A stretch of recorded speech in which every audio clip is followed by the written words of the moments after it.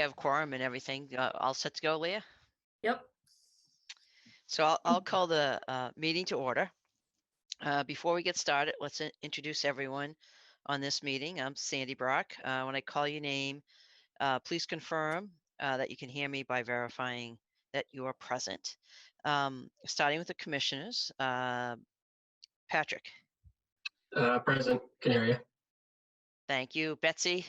Present. And our newest member, Travis. Present. Thank you. We'll go staff, Leah I'm here.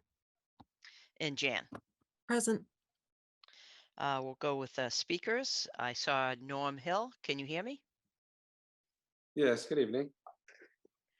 You are also up for 103 George Hill, so I guess you could hear me this time since you Yes. just responded. Yes. And then for 58 Follett, Jess Barty. Hi, good evening. Is there anyone else on your team that's going to be speaking, or is Jesse here? Yes, I'm here. And Chris Thank you. Lucas is also here. Hey, how you doing? Chris Lucas. All right, great. Thank you. This open meeting of the Conservation Commission is being conducted remotely via Zoom pursuant to Governor Baker's March 12th, 2020 order as extended on June 15th, 2021, February 12th, 2022, and July 16th, 2022. Access information for the public has been provided on the town website. Please note that this meeting is being recorded. Please remember to mute your phone or computer when you are not speaking. If you're using a dial-in by telephone feature, you can mute yourself by pressing 6. As chair, I will introduce each speaker on the agenda. Please note that you will not have screen sharing privileges, but staff can display any visuals per your cue. After speakers conclude their remarks, I will invite each commissioner by name to provide any comments, questions, or motions. After the commission have spoken, I will allow public comments to be spoken by participants. Participants must use the raise hand feature by clicking the hand icon at the bottom of the Zoom menu bar to indicate they would like to speak. If you are using a dial-in by telephone feature, please press *9 to raise your hand and *6 to unmute you when you are called upon. Participants who raise their hand will be recognized one at a time by their name and then will be promoted to speak. Public comments will be forwarded by the commission applicant responses. Finally, each vote will be conducted by a roll call vote. As a reminder, the commission is concerned with state and town wetlands and stormwater regulations. Concerns outside the purview need to be addressed by appropriate boards. For example, road conditions must be addressed by the select board and traffic concerns must be addressed by the planning board. All right. So just as kind of a welcome to Travis. So welcome to the commission. You've been sworn in, I'm guessing at this point, since you're here. Yep. If you like to, we can introduce the other commissioners, but if you want to give a quick introduction of yourself to help us get to know you, please, just kind of introduce yourself. Sure. So Nothing long. Nothing long. Just a couple sentences. You I've got lived in it. Grafton about 9 years or so. I'm an environmental specialist. I work mostly on large federal transportation permitting projects, NEPA, wetland 404 compliance, and Section 106. I've also worked on a lot of habitat restoration type stuff in the past before I moved to Massachusetts. And I'm just excited to help out. Thanks for having me. Oh, thank you. Thank you for, volunteering to be on a town board. That's, from my perspective, is something very gracious to do, and it helps to support the democracy we have because it's about participation. Yeah, I saw that you work at Volpe in Cambridge, or? Yep, that's correct. Okay, so I happen to be a civil engineer, so that I was interested in reading the things that you happen to do. So, I'm Sandy Brock. I am the chair. I've been on the commission. I don't know how long, Leah. More than 5 years. Longer than I've been here. Right. So for a while, also, we have 2 other commissioners here. So we got Betsy. If you want to give a brief introduction for Travis. Sure. Betsy Friedman Doherty. I've been a resident of Grafton for 32 years. And I have no environmental background, but care very much about what has and will be happening in Grafton. I did, Sandy might not have caught this, but I did have to submit my resignation tonight because I'll be caring for my husband who's become pretty ill. So I'm Oh. sad to be leaving. So Um, sorry. Yeah, it's a sad time, but I am very honored and privileged to have served and hopefully maybe at some time be able to come back because I've really enjoyed my time. Sorry to hear that. Thank you very much, though, for what you've for how long you've been on. It's been greatly appreciated. Patrick. Yeah, sorry to hear that too, Betsy. Yeah, my name is Pat Eagle. I guess I've been on the commission 4 or 5 years now. And my background is also not in environmental anything. My background's more in marketing and business, but you know, I have a passion for the town and for maintaining open and best utilizing land. So that's what brought me to the commission. But yeah, I guess that's it. Thanks. And again, it's just a quick introduction in the time of Zoom and so forth. At some point, we'll actually be back in person and actually get to meet in person at some point. So, all right, Leah. Things that we can take care of before the first public hearing. Sure. If you want to skip over the minutes, the next two action items after that, we have attendees on for those. Okay. So we had a request for certificate of compliance for 126 Worcester Street. All our conditions have been satisfied for this one, so I recommend issuing the COC. All right. Great. Thanks. So, do I have a motion? And so, for one thing, Travis, since this is kind of your first night, you might want to kind of just hang out and listen and so forth. I don't know how many Conservation Commission hearings you've been to, but you know, it's fairly straightforward. It's a process, so everything has to be, you know, as far as motioned and seconded and so forth. So we try to, you know, keep to Robert's rules and have a public hearing process that's, you know, Okay. somewhat sounds good. organized. All right. So do I have a motion? I make a motion to provide a certificate of compliance for 126 Worcester Street. Do I have a second? All right, Patrick second it. I'll do a quick, any comments or questions from the commissioners? Betsy, any No. questions? Patrick No questions. and Travis. So anything? So basically what we'll do is we'll vote on this. So your options are to vote obviously in favor, opposed, or if you want to, you can abstain. So if you don't feel like you have enough information or know it well enough, you can always abstain. So I will do a roll call vote. Betsy, Yes. Patrick, Yes. Travis, Yes. and I'm also a yes. And for these type of things, Travis, you can vote for it.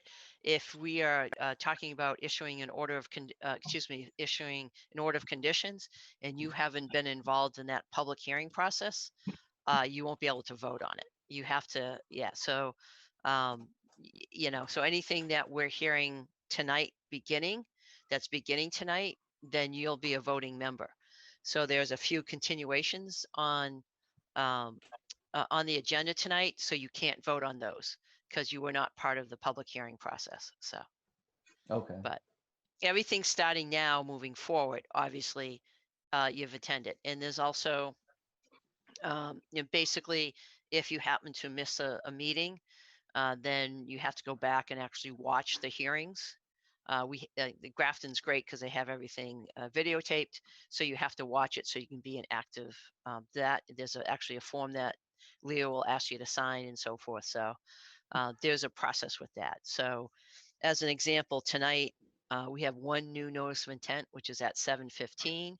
So beginning now, you can participate in all that, and you can vote. You're a voting member. The other two continuances, oh, excuse me, the one other continuance that we're just going to continue it, and the other one that we're going to hear some information, you won't be voting, but you can feel free to ask questions. Okay, so just kind of. Which two is that on the agenda? So basically, the 7:15 hearing, which is 25 East Street, is brand Okay. new, first here. So that's the one you're a voting member. And then there is one for 58 Follette Street. Because you weren't part of the commission, you won't be able to vote on that one. And then the third one is actually a continuance. So we're not going to vote anyways, but you can't vote on that one when that comes back. So anything else that's ongoing, Okay. and Leo will keep track of this. I won't, that's for sure. But Leo will Oh. let us know. Yeah, also 103, 103 George Hill is. George Hill is a continuance. Correct, so. Yep. The new one is East Street, you're good on that one.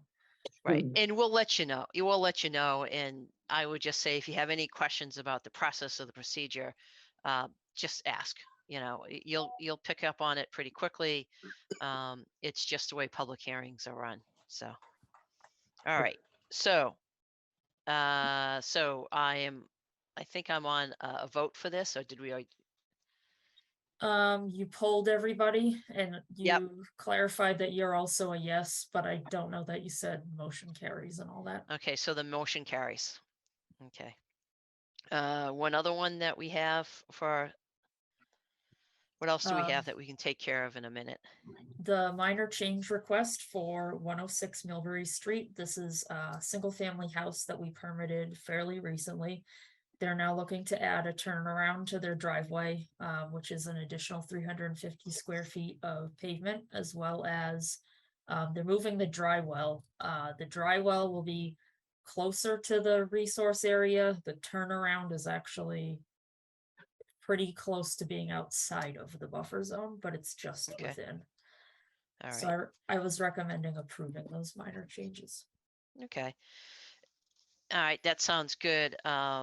And on something like that, Travis, like, we get all the information ahead of the meeting, so you get to review it ahead of time.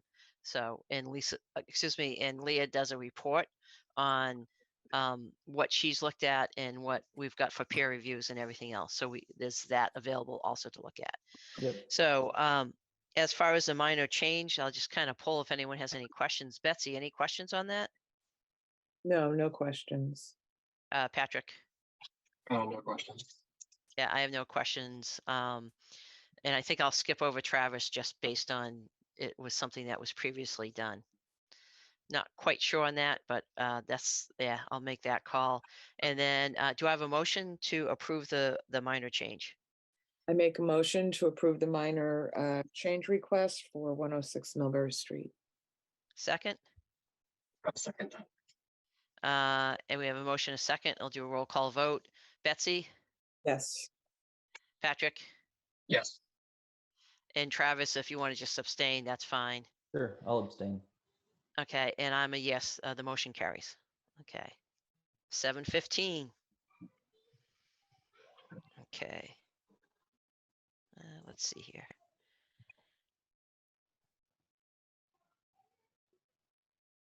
Back to this one. Okay. Seeing that at 7:15.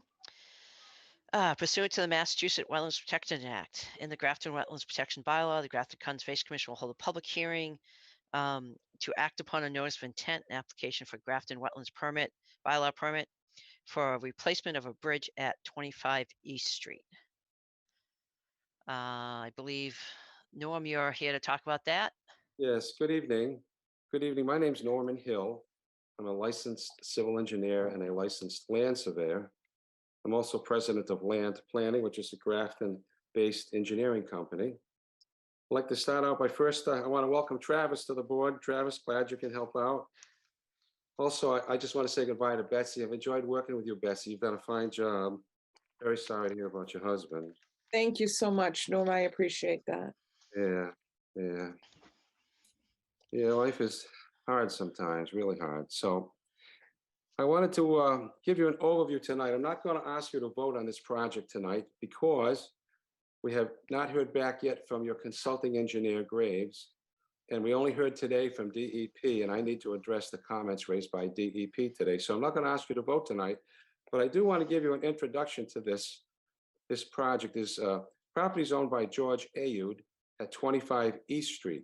So the location, if you went north on 122, went past the post office pub, turned right at the light, immediately turn right at the next light, that's East Street.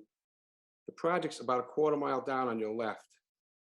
And the project consists of, my client would like to replace his failed bridge. The bridge was built for his driveway many years ago, and a heavy truck recently backed onto that bridge and crushed it. So half the bridge has been removed, the other half is still standing there. I'd like you to go out and look at this site, but don't walk on the bridge. I wouldn't want anyone to, that bridge is, it's old and never really was structurally sound, I don't believe. But anyway, the bridge has been damaged, and it was built so long ago that we believe it's exempt from the Rivers Act. So there is a clause in the Rivers Act that says if your structure was built before a certain date, and this was, and I've submitted a picture to prove that it was. So we believe we're exempt from the Rivers Act, but we do have to comply with all the requirements of the Wetlands Act.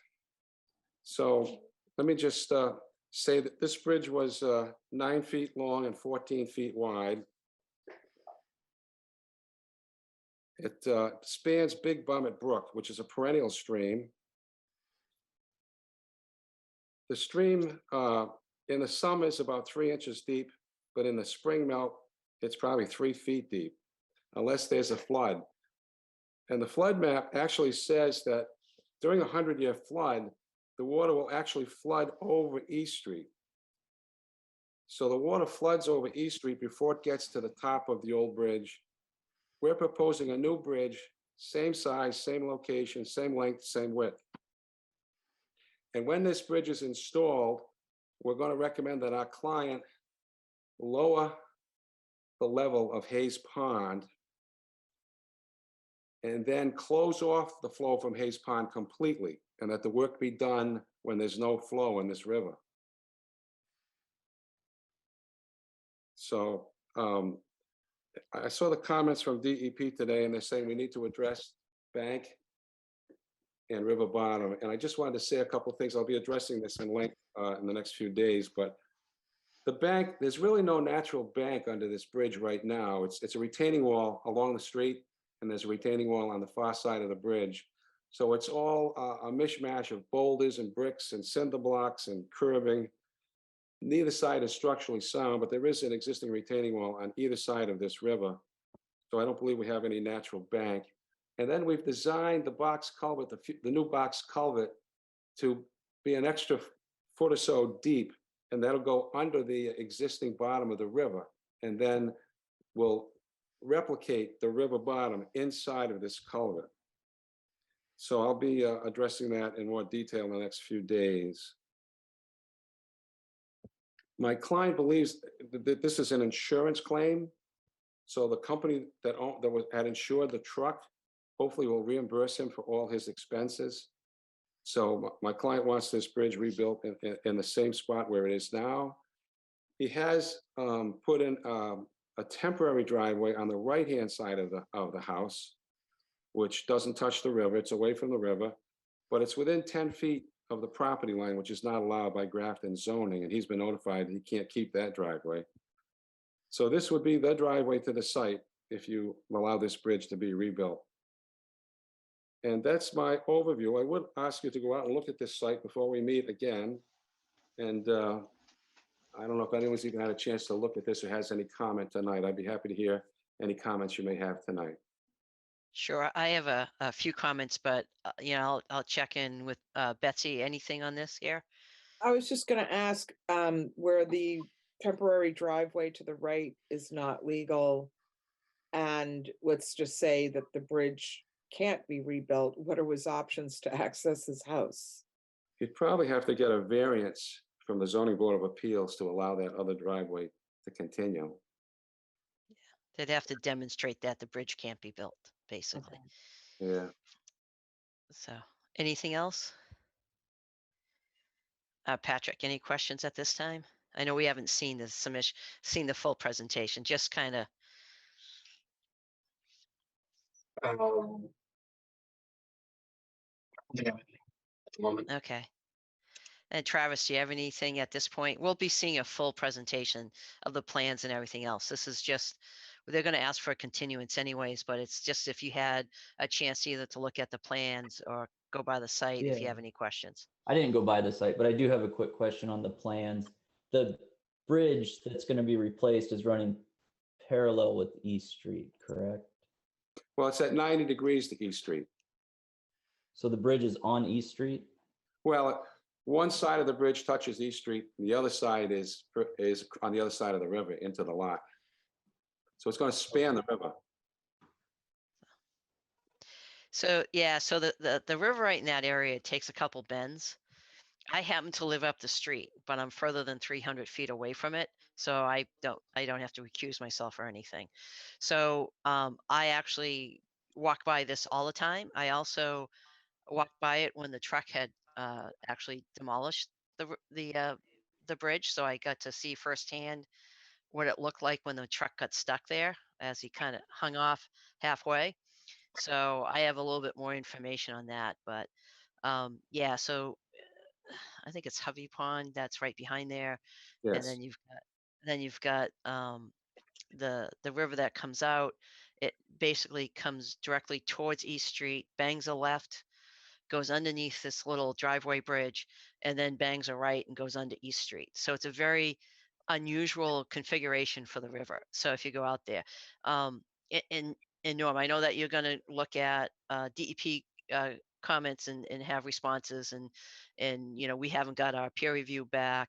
I'll talk a little bit about maybe having our wetlands person look at some of the regulatory stuff for us too, but we'll talk about that in a minute. But my questions really have to do with the fact that, yeah, I understand that it's definitely an older kind of bridge. It's been there ever since I've been in Grafton, and that's about 22 years now.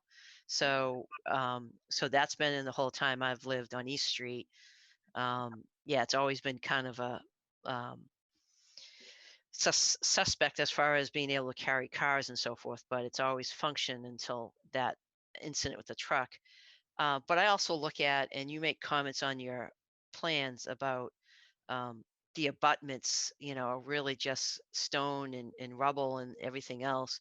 And if you've been out to the street and you look at it and where it takes a right-hand turn underneath East Street, where there's an existing culvert there that I'm sure the town owns, there's actually differential settlement in that area. So one of the things definitely we'll be looking at is when you get in to replace this bridge, one of my concerns is you're going to have to chase it. That it's not going to be a clean demo and replacement. That I don't know how you would actually go further and look at what happens, but you might want to really take a close look at that existing culvert that crosses under East Street and look at what the condition on the East Street side, just to make sure when you go to do the construction, you come up with um, the your sequencing for construction, that you think about what happens if all of a sudden when you get into the East Street embankment side that you end up chasing it. So Mhm. yeah, I'd be careful. I don't know. I mean, there's all these unusual and differential settlement that you might want to take a look at. Yes, Sandy, I'd like to mention too that I've had two discussions with Paul Cornoy, head of the DPW. And I've encouraged him to perhaps participate with this overall because of the weakness in that retaining wall along East Street. I'm very concerned that someone's car could flip off there and be upside down in the river. That would be a disaster. And all he's done is put some cones out there right now, which won't stop anybody from going in. But he's staying away from it. He says he's going to continue to stay away from it. He believes it's an insurance issue. And the town has their insurance company looking into this, as does the truck company's insurance company. And so he's like just saying, I'm leaving it up to you and the insurance company, Norman. So, but I can't reach the insurance company, but I'm going to continue to try to, because more needs to be done than just the replacement of this driveway bridge, I believe. And of course, from our perspective as conservation commissioners, our concern is, potential impacts to the wetlands and the river and the riverfront area, the bank, and those type of things. Mhm. And it is an unusual little configuration of culverts there. Yes. So that's kind of the challenge. Um, so Yes. I mean, that's kind of all that I had. I don't know if Leah, if you want to add anything else. I know you have your comments that we can share with Norm at, different time or now is appropriate. The main one I wanted to cover tonight is just, would you like me to proceed with wetland peer review in addition to engineering? Right. And the peer review is, I mean, the wetlands is fairly well defined based on how steep the slopes are. However, because it's riverfront, it's, there's multiple things going on as far as the Wetlands Protection Act goes. And, our wetland scientists can help us with some of the, the fact that it was there probably before, I think it's 96, when it has to be there before because there's certain exceptions and it give us a little bit of guidance on that. So, Yeah, Leah, let me Um, talk with my client in the morning and we'll let you know on that tomorrow morning. okay. About whether or not to hire Arthur Allen. All right. Yeah, I was just looking to kind of create the smoothest path and so forth. At some point, it's got to get replaced, and something has to happen there. Mhm. Get the right people in the room So to talk about it. just to clarify, I'm asking the commission what Right. their Yeah. thoughts are. Yeah. So I would, lean on the side of having Art Allen take a look at it. I mean, it's not going to be a big lift, and we're not, I don't even know if we even need to have him look at the wetlands, but it's all the different wetland resource areas. I mean, that's the main thing that we want him to weigh in on and help us with the interpretation of the regulatory requirements, especially the fact that it's been there for a while and so forth. So I don't know if Betsy, if you have any kind of thoughts one way or the other. No, I go with whatever you think is best. Okay, Patrick. I don't have any strong feelings either way at this Okay. point. Travis, do you have any questions or, about, and basically we have two peer reviews that we use on a regular basis. One is on the civil side, the other is a wetland scientist. And usually the wetland scientists go out and verify the line. In this case here, the line isn't as important as all the details around the multiple layers of resource areas and the actual function of it and when it was there and how the regulations read and so forth. Okay. No problem. Whoops, you're breaking up. No other questions. Okay. All right. So Leo, why don't we do right now is Norm, why don't you talk to your client? I mean, I would highly recommend that, and we can, I think it'll make it, it'll clarify things. So, Okay. um, and then the only other question I had looking at the plans was that there's an easement to the dam. Who owns that easement? I'm not sure. I don't want to misspeak. I would guess it's the town, but I'm not sure. It just shows the easement on your plans, but it just says easement to the dam. Yeah, Because that may also complicate things of making Mm. sure it does get put back in. I I'll check that out. Okay. I'm George Audi. Can I speak? Yes, sir, please. So the easement from the dam is after we subdivided the lot in an A&R plan. So the easement and the plan is owned by me too. I own both Oh, parts. okay. And that's fine. I was just wondering if someone had a right to get back to the dam, and it would be another reason why that bridge has to get put back in. So I was just asking what the status of that was, just so that, it's just a point of information. So, Yeah. So we have an A&R, so down the road, one could be sold off without the other, so it won't remain. gotcha. Okay. That's fine. Leah, anything else that we need to chat about today? Otherwise, Nope. okay. I will briefly open this up to the public. So if you do have any questions, please raise your hand and ask them. At this point, understanding that we haven't seen the full presentation yet on what the project is. This is just initial. There's been some comments by DEP, and the peer reviewer still has to provide his comments. So we're just beginning it, and what we heard tonight is an overview. So again, if anyone in the public has any comments or questions, you can raise your hand. See anything, Leah? Yep, we have one attendee, Dan Hart, who raised his hand. I'm going to promote him. Great, thank you. Hi, can you hear me all right? Absolutely. If you give your name and address. Yeah, Dan Hart, 50 Crosby Road. Hi, Norm. Norm Hi. did actually my excavation 20 years ago here.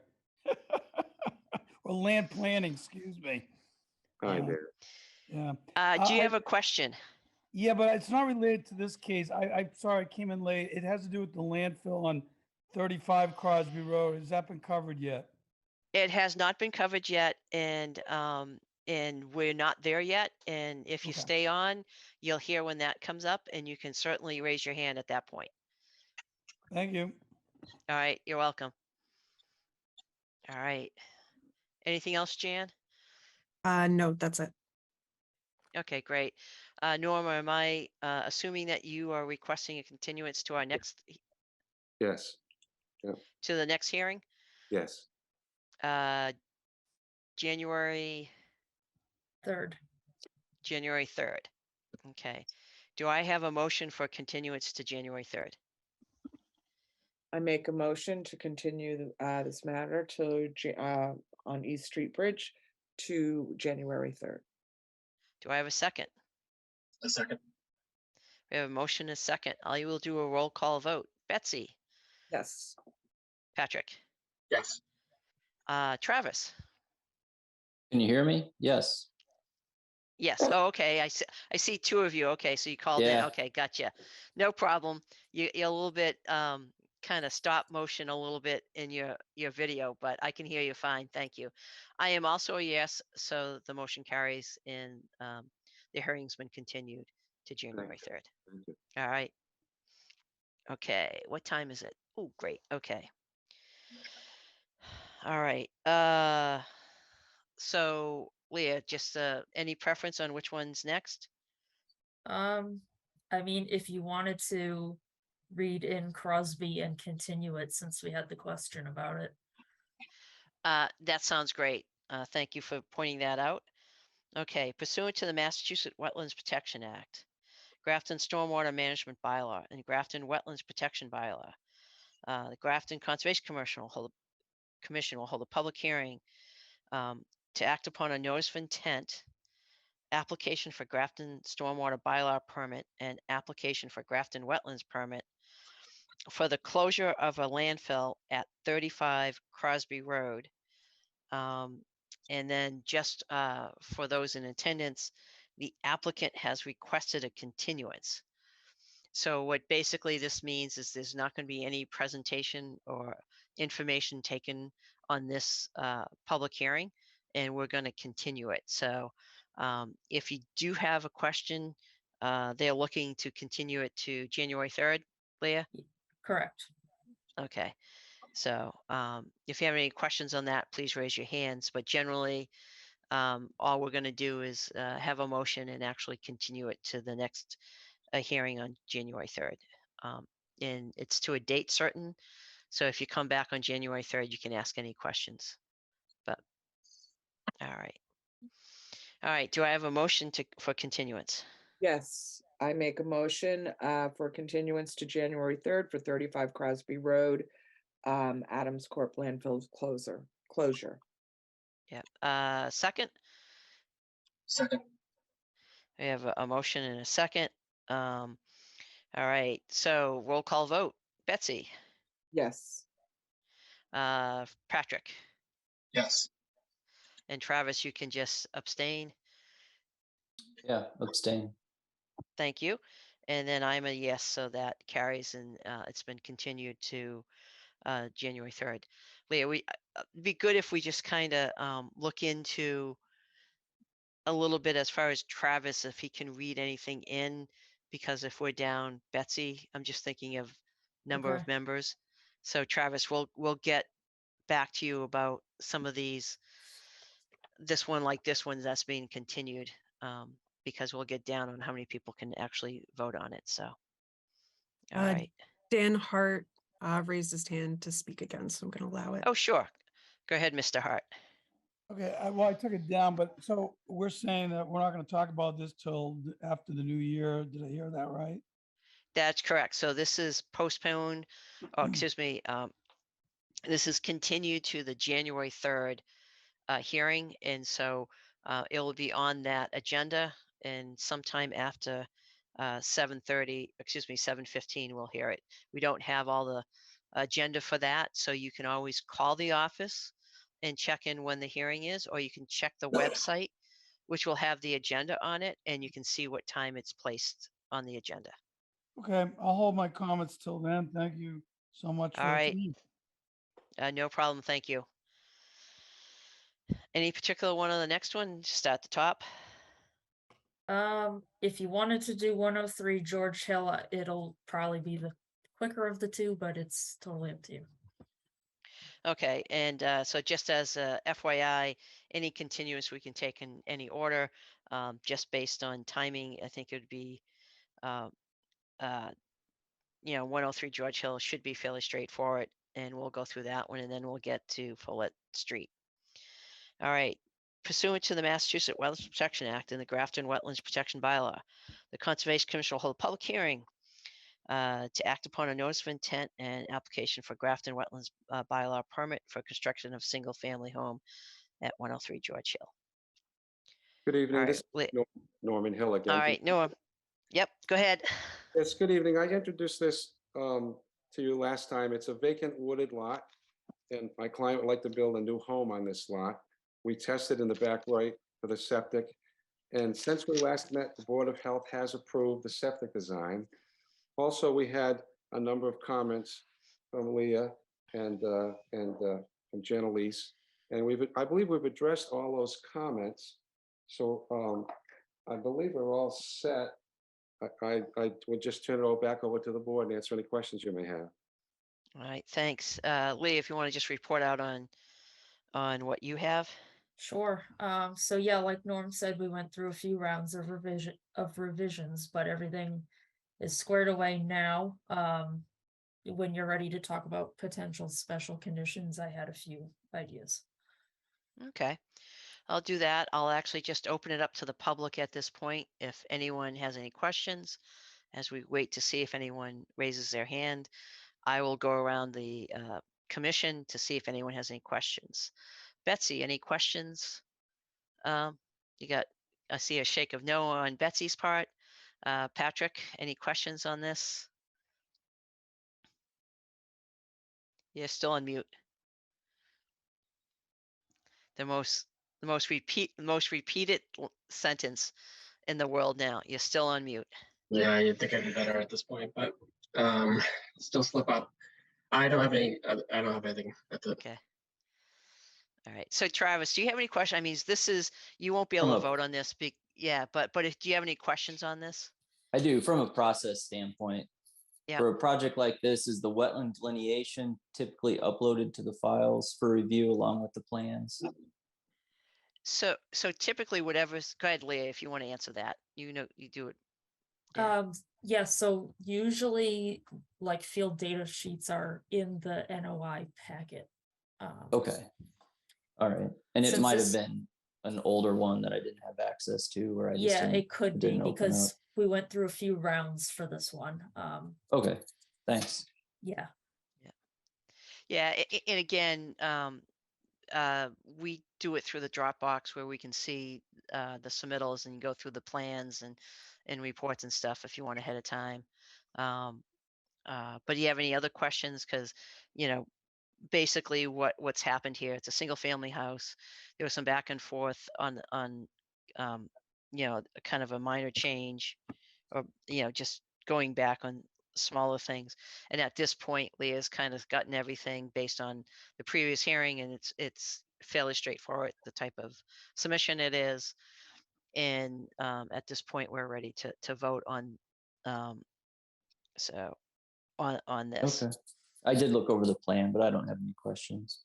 Okay, Thanks. great. All right. So anything from the public?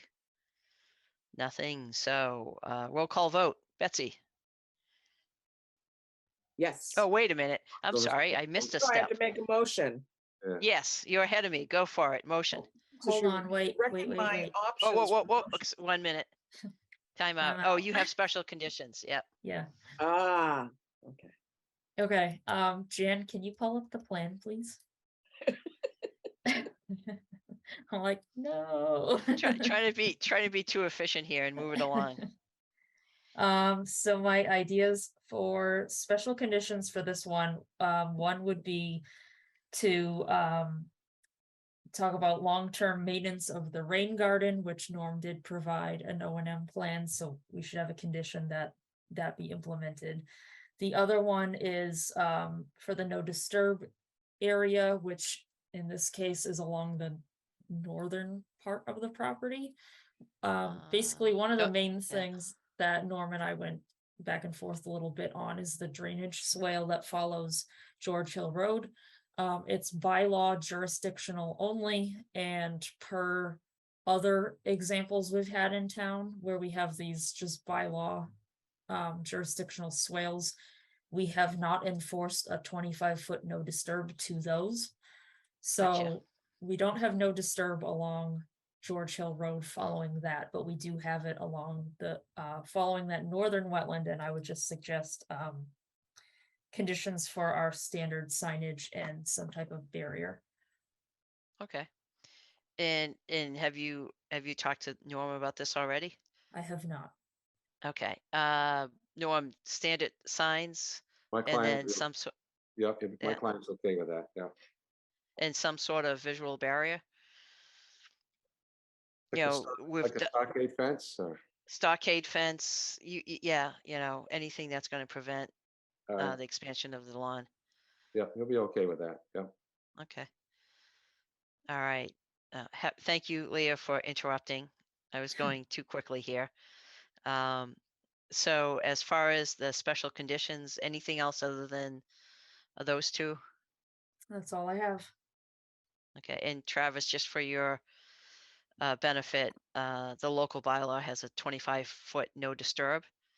And so typically we put out little 4-inch by 4-inch signs that says this is a no disturbed area, just so that people are reminded, and hopefully they survive from one owner to the next.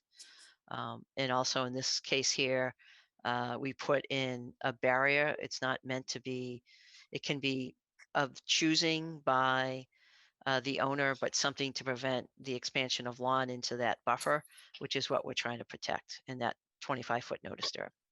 So, all right. So now, backing up a little bit, we still don't have anyone from the public, which means we need a motion to approve the order of conditions with the 2 special conditions of the sign and a barrier. Do I have a motion? I have a motion. I thought it would be to close the hearing and issue with the order with the special conditions of the signage and barrier as noted. All right. Do I have a second? Second. We have a motion and a second. Roll call vote. Betsy, Yes. Patrick, Yes. and Travis, since you've already, since this is a continuance, it's abstaining. Yep. And Abstain. thank you. And I am also a yes on that. Thank you, thank So you, that- everyone. Stay well, thank yeah. you, All right. So the motion carries. thank you. Okay. So now it's 58 Follett. Yep. Okay, so, all right. Pursuant to the Massachusetts Wetlands Protection Act, Grafton Stormwater Management Bylaw, Grafton Wetlands Protection Bylaw, Conservation Commission will hold public hearing to act upon a notice of intent and application of Grafton Stormwater Bylaw permit, application for Grafton Wetlands Bylaw permit for the construction of a cell tower and driveway at 58 Follette Street. And who's here to discuss? Good evening. My name is Chris Lucas with Lucas Environmental. I'm here with Jessica Barty from Robinson and Cole and Jesse Moreno with Proterra Design Group. Good Um, evening. Good evening, everyone. Travis, welcome to the commission. Glad to have you on board. Before we start, I did have a question for the commission. Is Travis able to vote on this hearing? I know with open meeting laws and whatnot, if you miss one hearing, you're allowed to catch up. As we've only had So, yeah, it's a good question, but because he wasn't actually even a member at the Okay. time, so that's why we're gonna have to check in for like other things, but for this, yeah, I don't think he can actually go back Okay, and watch it because he wasn't a member. So that, yeah, so he will not be a voting participant this Okay. evening. no problem. I appreciate Will, that.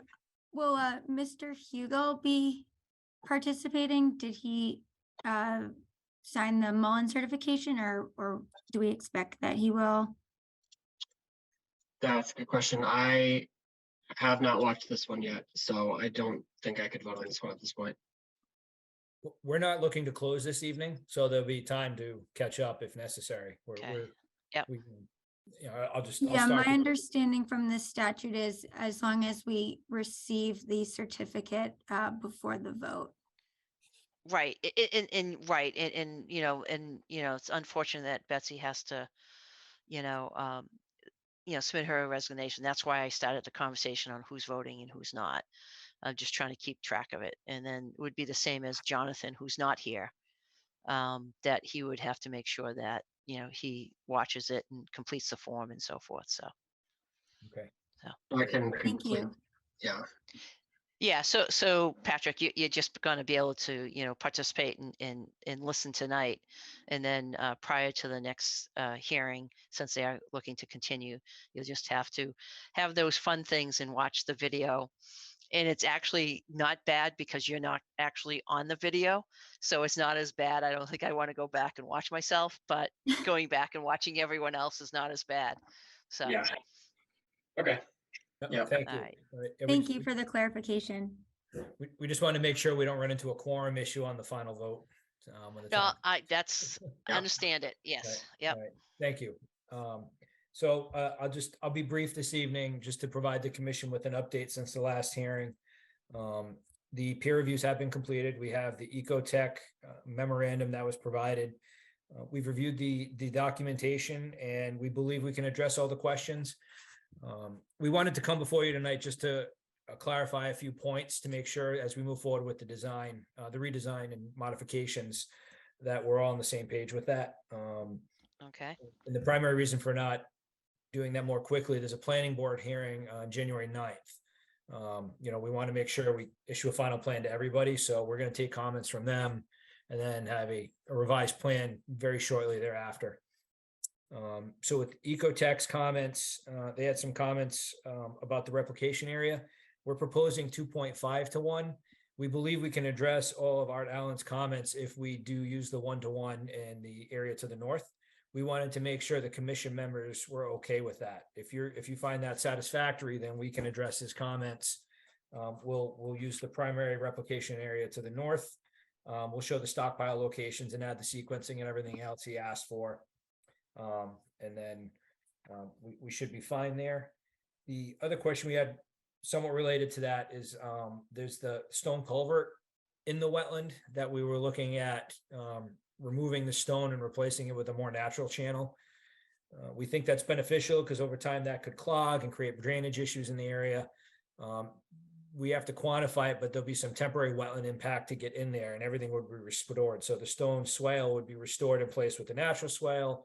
Any wetland that would be altered to get in there with a small piece of equipment would be restored in kind. we would look to do that to avoid the large diameter trees. So if the commission's okay with those two items, we can address Art Allen's letter. We also have the Graves engineering review letter. We had no issues with that. We believe we can address all the comments. We would just ask the board if it's acceptable for Jesse or the applicant to contact Graves directly if we have any minor questions before we finalize the plans. We'd like authorization to reach out to them directly if that's okay with you and the board. So just to answer that directly, I don't have any problem with that. I would just please ask anytime that you do that, you reach out through Leah, just so that she knows the conversation is going. Sure. But we don't want you to, we do not want to impede that process of collaboration with the peer reviewer. That's, Not a problem. Thank you. And then finally, we did receive the DEP comments today. DEP commented about the limited project status of the project. We actually discussed this at the last hearing. We had noted that we could request limited project status, but we don't need to, and we're not doing that. I think DEP questioned it because the checkbox was checked on the NOI form. We'll plan to just submit a revised form without the checkbox. We've noted it's not a limited project. Any response we provide, we'll just add a sentence noting that again, so it's Right. clear for DEP. And that being said, I think we've provided an appropriate alternatives analysis for the fact that we are, meeting the performance standards. So we think we've addressed that adequately at this point. So right. And I think the only point that DEP had, you did, you went through the alternatives analysis on site and demonstrated that was the least impactful for that route. The problem, their thing is they wanted you to, pursue abutting land and so forth. Right. And we typically do that if we're over the 5,000 square foot threshold for a limited project, we would look for offsite alternatives. But with the fact that we have such a de minimis amount comparatively and we meet the standard, we don't think that's required, especially because we're not requesting limited project here. So I think for the nature of the BVW impact, the alternatives we provide is appropriate. If we were requesting limited project, then I do agree that may be warranted. But there's issues, we don't have access from the west. It would be a much larger wetland crossing. There's two parcels to the east. One of them would go through rare species habitat and the other would put a road by someone's home. So, yeah, it doesn't seem feasible for, at quick glance from that point. So, right. And when you submit it, we did realize that that was checked, but it wasn't something that was required because you weren't exceeding it. So right. And I believe, I'm not sure, I don't know if it was you, Ms. Brock, one of the members raised that and we discussed it. I pulled my notes from the last hearing and that was raised. Were we doing limited project or not? And, at that time we had said no, but DEP wasn't privy to that conversation. So right. We'll just make a note of it that we're not seeking it at this time. And, okay. I think that'll address that. And just to point out that anything I say at the hearings, they usually come from Leah after she's gone through all the plans and documentations. So I'm somewhat repeating her review. So I just wanted to add that as a clarification. Thank you. So other than that, our plan would be to see if the commission has any other comments or questions at this time. Jesse and I are here to answer any technical questions. Otherwise, we'd be looking to, to continue the hearing and, attend the planning board, make sure they have no significant comments beyond what's been discussed, and then submit a revised plan for the commission's review and your peer reviewers to hopefully close up the comments. That sounds good. I have a couple of quick questions and I'll go around the commission. I know when there was identified a potential vernal pool and we had a discussion about what's going to it as far as flow and so forth, that was explained at the last hearing. One kind of question that we didn't ask at the time was just understood that there's not like a direct discharge there. Is there going to be any reduction or change in the amount of flow going to it? So just like you don't want to flood it, you don't want to drain it, those type of things. So, and that's not something you particularly have to answer at this particular time, but just look at it. I mean, it's really just looking at the watershed for the vernal pool, just to check that, you're not one extreme or the other of what's going there for overland watershed. So, okay. And then as far as when you were talking about, the comment by Art Allen about the 1-to-1 versus a 2.5 ratio to replication, that was really based on the location and what his recommendation. I don't know, Leah, if you have that of what his recommendation was and that ratio. I mean, obviously, typically you do a little bit higher 1-to-1, maybe do 1.5-to-1 or whatever.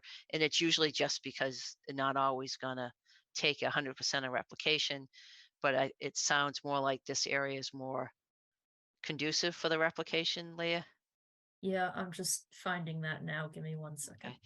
I just want to have a quick chat about it just because I want to make sure we're clear that you don't change things and you come back. Right, right. Art Allen's memo requested that the area to the south was more mature, and he didn't want to see mature trees cut down for replication, and recommended that the area to the north was more suitable.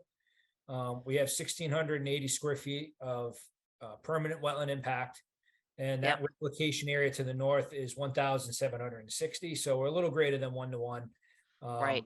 Yeah, Jesse and I can take a look. Maybe we can increase that area slightly. So it may not be 1.5, but if the commission's okay with that, we should be able to make that work. Yeah. I mean, I definitely defer to, the peer reviewers and their expertise, especially in the replication, as far as the location goes. And it's always a balance when you start cutting down mature trees just to cut down a grade so you can make a replication area. There's kind of a little bit of tension there as far as what's best for the wetlands and so forth. So Right. Yeah. He captured that accurately. That's pretty much just what Art says. okay. Our original thought there, just so you know, there are some mature trees there, but they're kind of around that stone culvert. And in the stone culvert, these large slabs, so it's not something you can do by hand. Certainly can get in there with like a mini and stuff and get around, but part of having the replication there was to be able to get in there and restore that area. Certainly, we may have overshot it a little bit. We could probably reduce it significantly there, but we probably could put a small area there with the balance on the other side, meaning that it would really be restoration and then a little bit along the edge of the new formed channel, I guess, for lack of a better word there. Right. Yeah, and we'll wait to see the plans, and if you're following what Art's trying to do, then we'll check it once we get the revised plans. I guess we just wanted to check with you that you were in agreement that removing the stone culvert was beneficial, because there is going to be a little bit of work there to be able to get in and be able to get that stuff out. In our opinion, it's worth it, because it looks like it could be very easily clogged and you can't really maintain it. Once that's opened up, there should be, a lot of benefits there. We just want to make sure that, and I think you answered it, that you felt that was beneficial. So. Any other comments on that, Leah? I mean, go ahead. I was just gonna say I would second what Art said. Okay. And That Art you was don't, that you don't want to do it, or that's what I mean, because in that area is. Was Art recommending against? I thought he was, maybe I misread this. He didn't, I don't think he said, well, Yeah, Art was talking about removing that would create about 200 square feet of additional wetland that could be counted as project mitigation. So, Right. There's a benefit to doing it, but it will require additional temporary disturbance to the wetland. But we see it as that we think there's a net benefit there by long term. Right. Right. Yeah.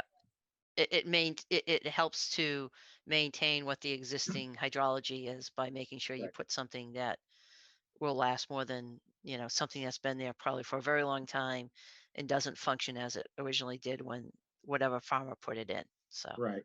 It's just to make sure that temporary number will go up, but it would be restored in place. Right. I guess. Yep. Yep. All right. And it's restoration, and you guys have all your restoration plans anyways, or replication plans. That's fine. We can certainly Okay. do that. All right. Those were my questions. Leah, have anything else? Otherwise, I'll go around. Yeah, I Uh, just have two small things. One was just that we were still in the revision process. We're still waiting for references to hay to be changed to straw. I just want to make sure that's still on your radar. And then we did get an interdepartmental comment from the fire department. It's probably already been forwarded to you, but I just wanted to read it out. They just wanted to ensure the width of the driveway meets the minimum requirements and the proper permits are pulled for the 500-gallon propane tank. Yeah, that's no problem. As far as the width, we've called all the way around town, talked to DPW. There are no driveway regulations that have been written. They're on the actual application form for the curb cut. We've yet to get a copy of those. The only other place it's discussed is in the subdivision rules, but we're not a subdivision. So that's one of the things I guess we got to talk to the planning board about. But I don't know if you guys had any guidance there of what's been done in the past. Have you Leah. been in contact? So this one came from the fire department. Have you talked to anyone over there? I believe it was probably from Captain Colleen. No. I can try to put you guys in touch if you'd like. Yeah, do that because he may be referring to like maybe a different regulation that we wouldn't be privy to, or he's referring to an NFPA guideline type of thing. So that's outside of what we would do, but it would be definitely under planning. But it's also if he's referencing the propane tank. I'm just saying, be careful. There may be some other potential regulation under a fire code that talks about width. I'm not familiar with one, but that's really not us. But to Leah's point, she'll help you connect with the fire department just so you check. Okay, great. Thank you. Yep. Anything else, Leah, before I go around the commission? Nope. Betsy, any kind of comments or questions at this point? No, I'm all set. Thank you. Yeah. Patrick? Nope, no comments. Travis, any other general questions that you might have on this project as more of a learning process? Anything else? Sure. No, nothing else from me. Okay. So I think at this point, what you've already indicated, you're going to be requesting continuance. When do you, based on your planning board, when would you like the continuance to? So I understand the next hearings that with the hearing on the 9th, the next two after that will be January 17th or February 7th. Correct. I guess Yep. For discussion with our team, the deadline would be the 10th to get a new submission in. Is that going to be feasible? To get something to the Concom by the 10th? And if we did get something on the 10th, would the peer review consultants have their review done prior to that hearing? Realistically? That is debatable. I would Maybe just say, yes, I guess maybe I would no. look at it from, what's the agendas looking like? Do you guys are they both fairly open or? I think we're only at one hearing and a couple action items on the 3rd, and I don't think we have anything on the 17th. Yeah, Or we wouldn't wait, do you- the third. We wouldn't do yeah. the third because the planning board meeting's on the 9th. Right. So Right. I would Right. think either the 17th or the February one's probably fine as well, unless Jessica disagrees, but I'll leave it up to you. You can always go for the early one and we can continue it. It's up to you. It's your choice. Obviously we'll be here, but I'll defer to Jessica on this. Jessica, I don't know if you want to go to this January 17th or February 7th. Well, will you be able to revise the site plans within a day of hearing the comments from the planning board? probably not. I mean, like I said, we would be Yeah. aiming, we have most of the comments unless there are more. So the safe bet would probably be the February one, but like they said, we could do the 17th if there was no real substantial comments on the 9th, then it would be fine, but it's up to you. And then if the 17th didn't work, that we could just do a continuance, request a continuance, and they would put it on Yeah, the next let's- meeting. We can do that then. Okay. Aim for Does the that sound good? 17th. I mean, it's unlikely we'll probably be on the 17th unless everything goes perfectly, but there is a chance, so. And that's fine with us. I mean, we, on it, all of our continuance, they are heard based on, availability. We don't have a time certain, so it's Yeah. fairly easy for us to kind of, do that continuance. If you let us know ahead of time, it gets put Yeah. in the agenda. To be fair, I expect the planning board process to take a little bit of more time, but it's really hard to judge sometimes. We had a balloon float the other day. I thought it went well, but I mean, the neighbors could think otherwise, and then things happen, so. Understood. So, I mean, we'll, continue it to the 17th. And if something slows you down and, you don't get the plans in, the earlier that you notify us, we'd appreciate it, because we'll put it in the agenda. But that's, Okay, understand perfect. the timing. Okay. Yeah, sounds good. Thank you. All right. So I've gone around the questions. I will open up to the public. If anyone has any questions or comments, please raise your hand as we kind of take care of some other business. And I just want to be clear that you are requesting a continuance to January 17th.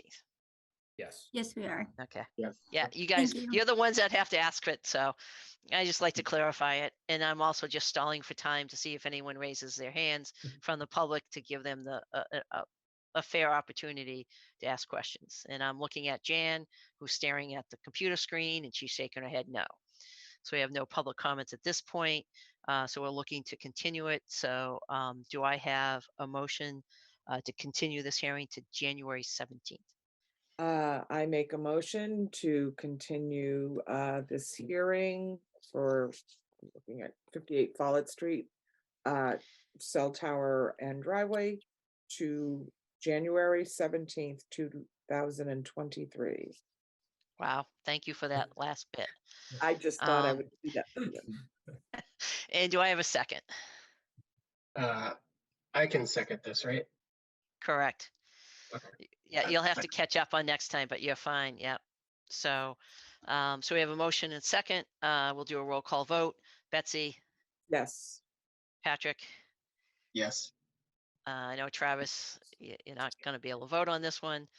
I am also a yes, and so motion carries, and we'll either see you on the 17th or hear from you before the 17th. So, Thank you Excellent. very much. Okay, thank you. all right, Thank you. Have a great holiday and new year. Thank you. you too. All right. Next up, no more public hearings, action items. You want to go back to minutes? Sure. Sure. Okay. So we've got just one thing before we do the minutes.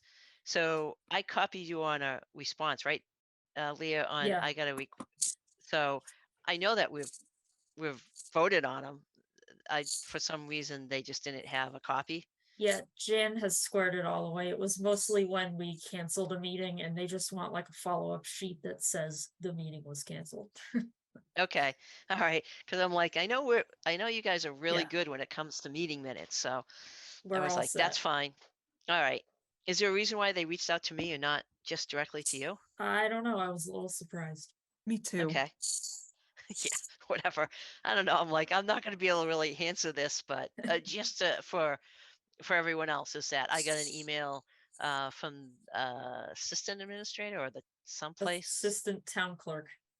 assistant town clerk Yeah. asking about some meeting minutes that they hadn't received, and kind of looked at them and said, I know that we had done them, so I just copied Leah and Jan just so, and they took, like they usually do, they took care of it. So, all right. So meeting minutes. So we have two meeting minutes, November 1st and November 15th. Do I have a motion to approve? I make a motion to approve the meeting minutes for the November 1st and November 15th meeting of the Conservation Commission. And do I have a second? I'll second. Does anyone have any comments? I breezed through them. I didn't see anything. Good job as usual. Any comments, Betsy? No, I do not. Patrick? Nope, no comments. Okay. And Travis, it's reading the minutes gives you a little insight of kind of what, Mhm. how's everything is tracked and everything, but I did read through them, you'll- but I assume I can't vote on this. yeah, not right now. The next time you'll be able Yeah. to start based on this hearing here. So I'm getting the hang of it. you got it. You got it. So we've got a motion and a second. Roll call vote. Betsy, Yes. Patrick, Yes. and I'm also a yes. And Travis is not voting this time, so that motion carries. All right, and then you've got a couple things for the Highfields that have to be rescheduled. Yep, so they say they will be here January 3rd, but just to keep the line of communication open, I just wanted to say that in this meeting. Okay. Then if you want to back up one, Yep. we had a chapter 61 notification. Jan, could you pull up, I think it's like Is the it- last page of their packet where it shows the plan with the triangles. Is that it really there's- 4,000 square feet? It's like a small triangle that they're like Okay. swapping with a neighbor to change the lot line, basically. Okay, So it's really of no interest to us. gotcha. If you zoom out, are there triangles at the top of this? Yeah, there you go. So basically the teeniest one, parcel A, is out by the road, and then Yep. the larger one, parcel B, you can see in the dashed line midway down the lot line. Oh, gotcha. Yep. Yeah, so it's just they're taking a little piece that was chapter land, they're making it not chapter land, and the neighbors taking it to Okay. change their line. So it's of no interest to us. So I recommend voting to not recommend pursuit of the right of first refusal. Okay, great. So Travis, have you heard of chapter 61 before? I have, yep. Okay, so you know that when a piece of land comes out of agricultural use, it is first offered to the town, and there's a process within the town where they ask for recommendations. And so what we do is review what's being released from chapter 61, and typically, Leo will check the open space plan and those type of things to see is it abutting open space already. There's a few things that Leo will look for, like this one here. Like there's no value to have a 4,000 square foot lot in the there's little value as far as that. And then we make a recommendation to the selectmen, and Leo writes a letter. So we just take a vote on whether to recommend or not recommend. And so this one's fairly straightforward, in that we would not recommend. All right. Does anyone have any questions? I'll just quickly go around. God, I lost my gallery view again. Oh, that's because the drawing is still up. Yeah, no, but you can do yeah, but I know I miss people then that way. So any questions or comments on this chapter 61, Betsy? No, I do not have any questions. Patrick? No, seems straightforward. Travis, any questions or comments on it? Nope, nothing for me. Okay. All right, so we'll just take a vote to not recommend this particular parcel for acquisition. So do I have a motion? I make a motion to not recommend pursuit of right of first refusal on the property chapter of 48 Meadowbrook Road. Second. Second. Okay, roll call vote. So Travis, you get to vote on this one. So first up, Betsy. Yes. Patrick. Yes. Travis. Yes. And I'm also a yes, the motion carries. So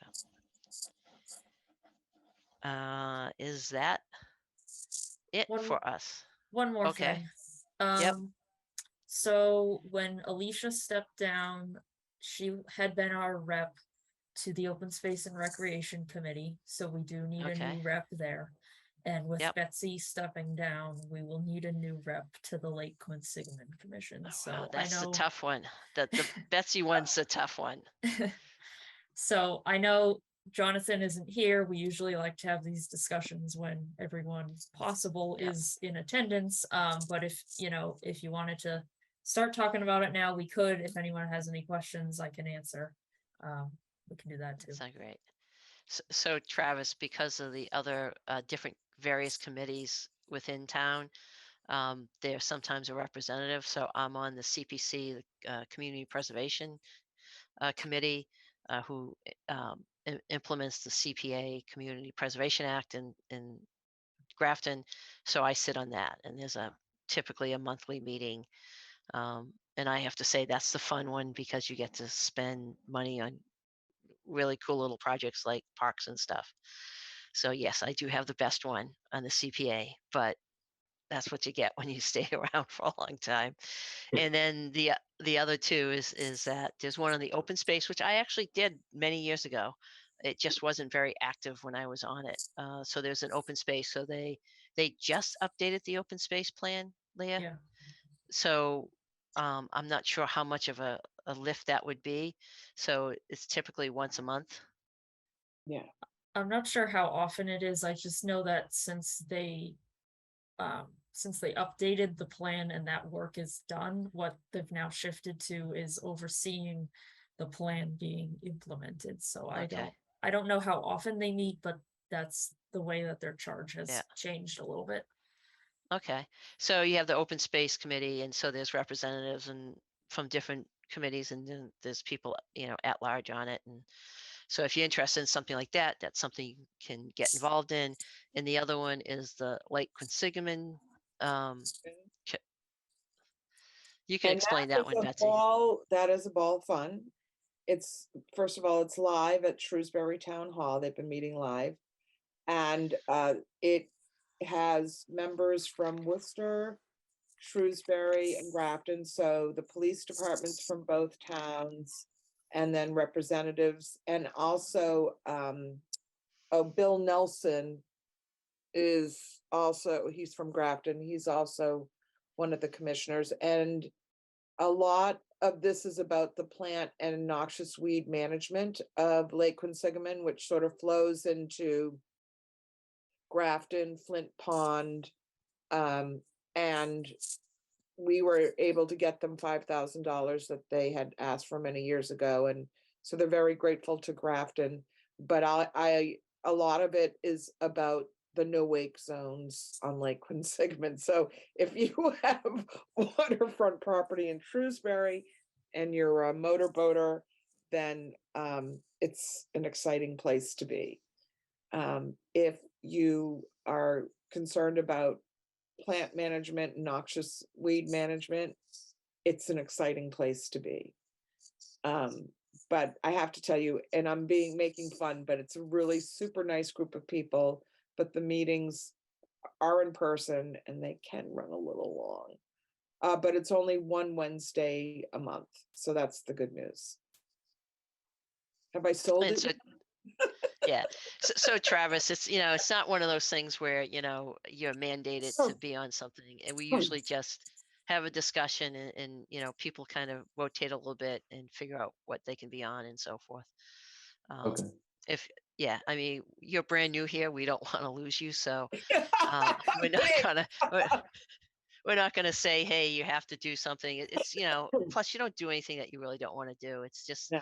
we get asked, and some of them are fairly active and others aren't. So. I might add, and Leah, you might be able to answer this, because Bill Nelson is on it as a commissioner through another committee in Grafton. I'm not quite sure what his other role in Grafton is, but he's also a rower. He's very active. So if this role were to remain vacant for a while, it wouldn't be as if Grafton didn't have any representation. In some ways, I feel like it's a little bit redundant.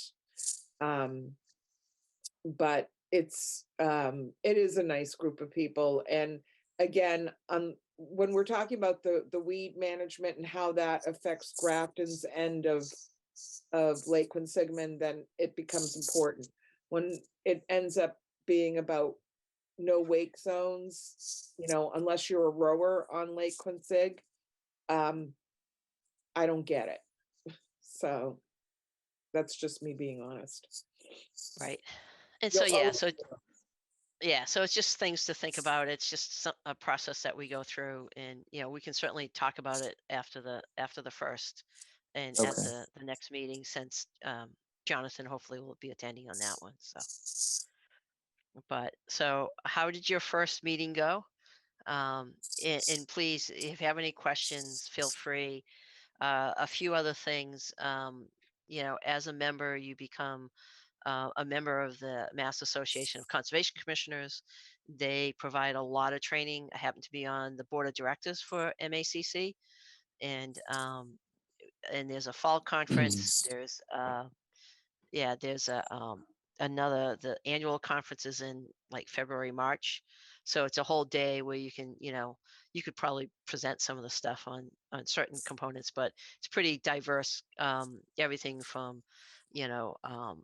delineating wetlands to reading plans to, what's going on in resilience to, how to do a replication area. I mean, there's a wide range of potential. There's a whole process as being a member of MACC, is that as a commissioner, you can go through training, you can get a certification. It's, a lot of it's on the wetlands regs. So there's a Yeah, lot do we there. have a login that the group uses, or do we each join separately for like the trainings and stuff? Okay, so go ahead, Leah. So each person now has their own login to MACC's website. I Okay. believe even as a commissioner, you have your own. The handbook, we have a shared subscription, which I believe Jan sent you the credentials to the handbook, but it's two different links. If you do want to sign up for any training though, so MACC should be in touch with you to set up your website login, and then you would sign up for any trainings or conferences through your website login. But if you get Okay. to the point of like needing to pay, there should be an option that says like bill my commission, because we have it in the budget to pay for it. So you don't need to like use your credit card or something. Just be in touch with Okay. Jan and I. Yeah. All right. And if you want to get involved in MACC at all, please let me know. I'll be happy to give your information. I mean, I've been on the board for a few years now. I think I have to roll off soon. It's a good group. It's pretty diverse. I think I'm the only engineer on the board at the moment, but yeah, it's a good group, and their main goal is to basically, help Concom members do education and obviously promote wetlands protection. I mean, it's pretty easy group to get involved in and stuff. So, but yeah, that's Okay, great. definitely worthwhile. And they have a lot of lunchtime webinars that you can listen into, and they have some pretty good folks teaching them and stuff. So Yeah, they had one, I think last week or 2 weeks ago. I tried to join, but couldn't Yeah. make it. Have they Right, reached yeah. out? Have they reached out to you? MACC? I have not seen an email from them. No. Okay. I'll double check though. Okay, let me know if they have not. We send them an updated roster once you're Okay. on, and then they usually reach out and give you like a welcome packet and stuff. And I think that's how you get your login A set up. login, it's true, it's correct. Yeah. Okay. All right. It's a good resource. Yeah, and one thing about being on the board is they have a helpline. So any commission can ask them, and what happens when you ask a helpline question, it goes out to the board, and the board is, has a pretty diverse group, from attorneys to wetland scientists to, all sorts of folks on, and people that have been involved, in dealing with wetlands and regulations for a very long time. They have a pretty good deep source there, including people that used to work for DEP who help write the regulations. And so you get, you get some really nice feedback. I have the advantage, I get to see a lot of these questions. I learn more from just reading them than, than actually participating in the answers. But for me, it's a kind of a good way, and there's always an opportunity to go back and look at them and stuff. So Which means you Oh. see my questions. they don't tell us where they come from. Oh, good. Oh, they're anonymous? Everything is yes, it's done in a very professional way in that, because there's some questions that have to do with like issues with selectmen and issues with all sorts of stuff and everything. So the town is never indicated, the people are never indicated. They actually staff at MACC will actually kind of clean it up so that it's the question that gets asked. So yeah, Cool. if you've submitted them, I've probably seen them. But it's a great place to get answers.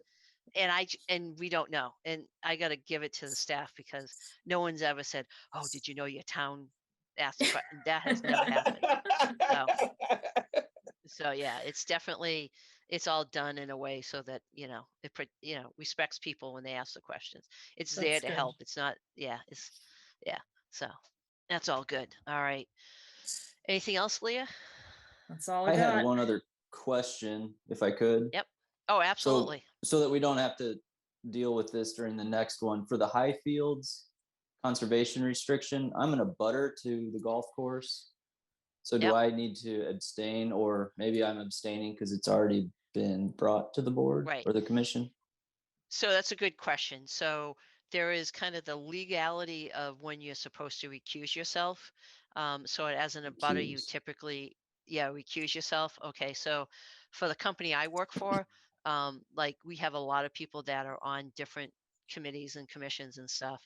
And folks here have already seen it. So like we do a ton of work for Tufts University, and we have Tufts Veterinary in here. And so whenever Tufts comes in front of the commission, I recuse myself.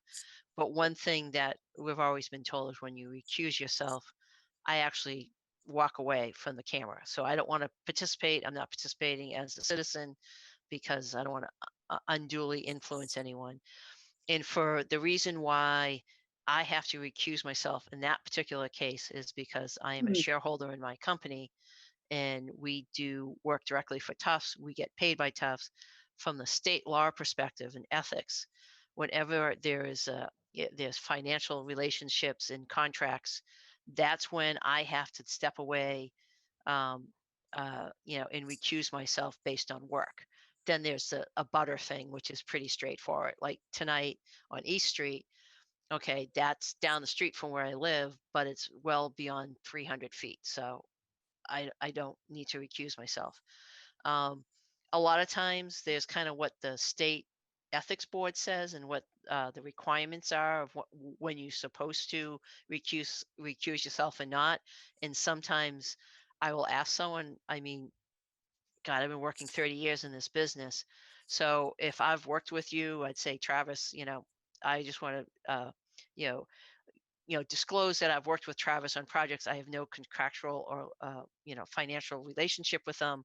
So I don't feel like I have any reason to recuse myself. I'll sometimes ask people like the applicant if that's an issue or not, because there was someone on tonight that I've been on projects years ago with. I haven't been recently, but it's a very small world, and I'm sure you'll come across folks if you live in the environmental world that or have worked with or working with on a project.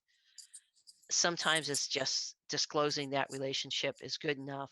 I tend to err on the conservative side to make sure people know that. I don't want someone to come back, oh, but you do this with them. I'd rather just say it and so forth. So Yeah. um, It's the I don't know if that helps. perception of impropriety, not necessarily the reality Right. of it. Right. And that's why there's a state law, and there's very specific times when you need to recuse yourself. And then there's that perception, and and a lot of times I'll disclose that, hey, I'm working on a project with so-and-so, but we're both sub-consultants. So I have no relationship other than we happen to work on the same project. So hopefully that helps, but it's a good question. So if you're in a butter, recuse yourself. You got it. Yep. Yep. And Leah, our local bylaw is 300 feet, right? Correct. Okay, so it's 300 feet. And so that's based on the local bylaw. So the state is 100 feet.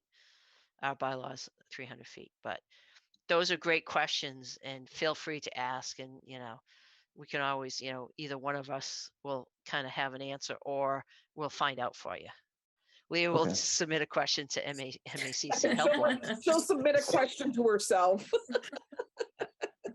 So, but it's good. Thank you very much for volunteering. Obviously, we're very, saddened that Betsy has to leave us, and especially for the reasons. Please let us know if there's anything we can do for you. Oh, thank you. Yeah. Honestly, I've loved being on this. This is one thing that I've really loved doing. And like I said, I have no background in environmental or conservation science, but I do have a degree in living in Grafton. And so And that's important. yeah, it's meant a lot to me, and I've learned a lot, and I learned how to make really good motions. So I've found a way to make myself useful, even though I may not have all the scientific knowledge that everybody else has. But it's been a Right. great group. And And so I just hope like, to be yeah. back. I hope to be back. I hope to see you back too. Yeah. I mean, a good commission, I think we have a really good commission because we have a diverse commission. The last thing you want is a bunch of engineers. You don't want 5 engineers to be your commissioners, right? It's nice to have one. Like, you don't want 5 wetland scientists. I mean, it's like everything else. You need people with different perspectives. And like Betsy has that, background here. We used to have a commissioner that was an outdoors person, and they would hike every place. So there was like that perspective on all our open space and things like that. So to me, that diversity of background is, if your passion is just open space and you like to go hiking, there's a place on this commission. It's really about, doing your civic duty and kind of contributing a little bit and trying to help. That's kind of my corny kind of, things that I was brought up with on what you should do and shouldn't do and stuff. So But I thank just you for volunteering. I just want to shout out to Jan and Leah, how you make everything so easy for the rest of us. Thank you. That Thank they're you. just, I mean, Jan's new, right? And I feel like you've been here a million years because she's just jumped right So- in and done such a yeoman's job. So I'm just very lucky, and Sandy's knowledge has made it possible that you can be a lay person, because I know someone's at the helm who actually knows what's going on. Leah knows what's going on. And eventually you kind of just learn by osmosis too, right? If you're paying attention. So I just, like I said, I can't say enough. And I've watched some of the other committee meetings or groups, and they don't play as nicely as we do. So I think we're the nicest group. We have a set of regulations that we try to implement, and that's the core of it. And we're here because we have some sort of passion around it. And I have to say to both Leah and Jan that I have used your prep stuff on your agenda and your report and shown it to other folks at work that are on their Concoms, and they don't have staff, or they have part-time staff, and they're like, we want to get staff. And so that's a But don't different you dare process. take any offers. Yeah, but I'm happy it's to all hear good. that we help you guys. I'm really glad Yep. to hear that. Thank you. But anyways, Absolutely. Thank you for everything, everybody. And all I just ask is just keep on sending out positive vibes. That's all I ask of anybody, is to think good wishes. Absolutely. We'll definitely do that. Thank you. I'll definitely do that. Thank And you. then, And hopefully I'll see you around town at Donut Star or someplace. oh, absolutely. There'll definitely be a reason to get together. So, Okay. Take care, and good And- luck to you, Travis. Thank you. and which means we're at the time for our very last motion. That's right. I get to make it. Go for it. I hosey it. I make a motion to adjourn this meeting. Do I have a second? I'll second. Motion and a second to adjourn. Roll call vote. I'm going to do Patrick first. Yes. Travis? Yes. I am also a yes, and I'm going to finish on Betsy. It's been a pleasure. And what's your response? Yes, absolutely, yes. Motion carries. This meeting is adjourned.